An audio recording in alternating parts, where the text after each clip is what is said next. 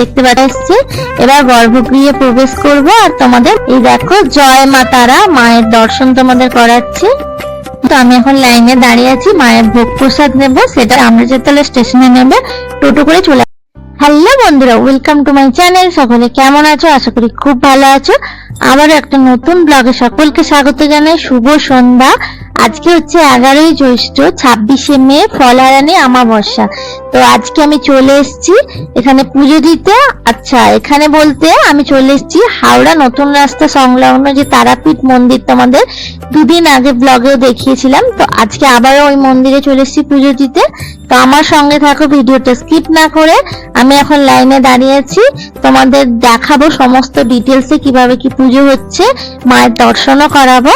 তার জন্য ভিডিওটা কিন্তু দেখতে হবে।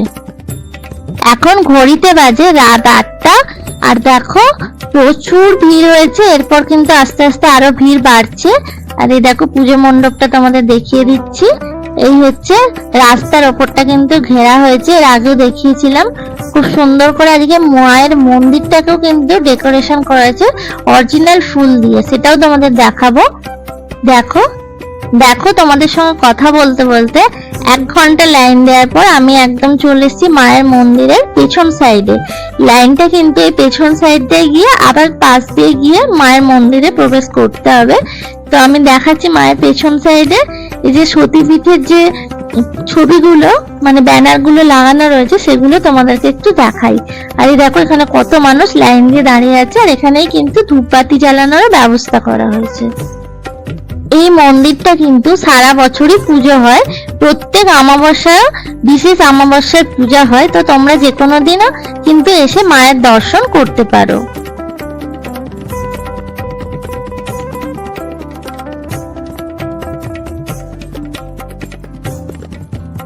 এই দেখো এটা হচ্ছে মায়ের মন্দিরের পেছনে মায়ের পুকুরও রয়েছে। পুকুরে কিন্তু প্রচুর মাছ ছাড়া রয়েছে।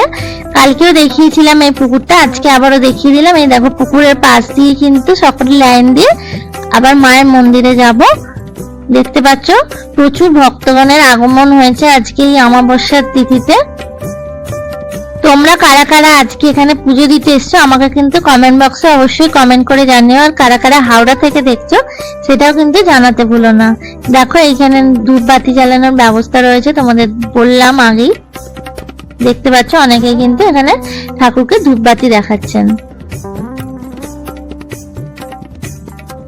দেখো পুকুরের ওই পাটটাতেও কিন্তু কিছু এই সতীপীঠের ব্যানার গুলো লাগানো রয়েছে। দেখো আমি চেষ্টা করছি জুম করে দেখানোর।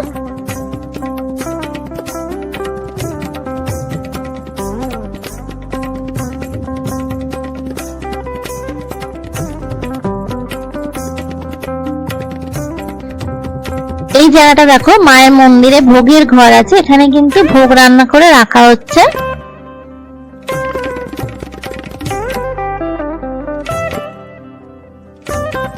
তোমরা যে কোনো দিন এসে এখানে পুজো দিতে পারো। এই মন্দির কিন্তু ভোর 6টায় খুলে যায়, দুপুর 1:30টায় বন্ধ হয়ে যায়, আবার বিকাল 5টায় খোলে, রাত্রি 10টা অবধি ওপেন থাকে। দেখো মন্দিরের দেয়ালে কিছু কারুকার্য করা আছে, সেটাও তোমাদেরকে একটু দেখিয়ে দিই।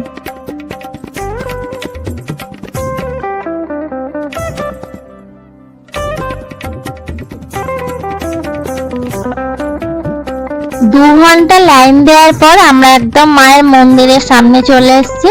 এবার গর্ভগৃহে প্রবেশ করব আর তোমাদের মায়ের দর্শন করাবো। আর দেখো বাইরেটা কত সুন্দর ফুল দিয়ে সাজানো হয়েছে, তোমাদেরকে আগেও বলেছিলাম। এর কয়েকদিন আগেই 9 তারিখে প্রতিষ্ঠা দিবস ছিল, সেই দিনও কিন্তু এরকম ভাবে মন্দিরটা খুব সুন্দর করে সাজানো হয়েছিল। এই দেখো জয় মা তারা মায়ের দর্শন তোমাদের করাচ্ছি।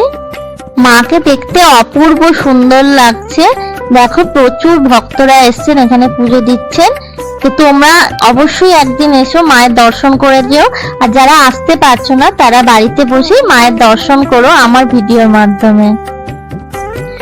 সব সময় তো কাজের সূত্রে কিংবা কোনো কারণে গিয়ে পৌঁছাতে পারি না আমরা তারাপীঠ, তবে ঘরের সামনে এত সুন্দর মায়ের মন্দির থাকতে আর চিন্তা কি আছে।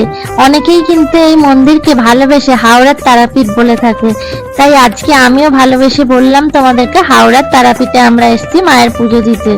আমরা এখন বাইরে চলে এসেছি আর মায়ের পুষ্পাঞ্জলি দেব।